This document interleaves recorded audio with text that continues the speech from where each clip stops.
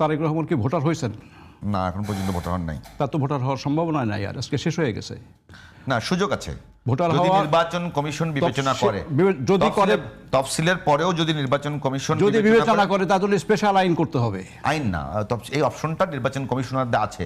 Second কথা হলো, second কথা হলো যে নরমালি নাই, সেটা আমি নরমালটাই বলতেছি আর কি, এটা হলো বিশেষ বিবেচনায় যদি। দ্বিতীয় কথা হলো যে আপনার এই যে মনোনয়ন যে ডিক্লেয়ার করছেন, বেগম খালেদা জিয়াকে 3টা আসনে দেওয়া হয়েছে, তারেক রহমান সাহেব উনি 1টা আসনে। এই যে আইন করা হয়েছে আরপিও সংশোধন করে, যে প্রার্থীর নিজেকে উপস্থিত হয়ে রিটার্নিং অফিসারের অফিসে উপস্থিত হয়ে সাইন করতে হবে সামনে মনোনয়ন পত্র দাখিল করার সময়। বেগম জিয়া কেমনে যাবে?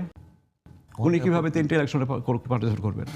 তারেক জিয়া যদি দেশে না আসেন, উনি কীভাবে, যদি ধরলাম ভোটার হয়েছেন, উনি ভোটার হবেন, উনি যদি দেশে না আসেন, ওনার নমিনেশন ফাইল করবেন কেমনে করে? ওনার পক্ষে তো কেউ দিতে পারবে না। তো সমস্যাটা কি? তারেক রহমান সাহেব না আসলে তো তাকে আমরা অন্যভাবে ট্রিট করবো, দরকার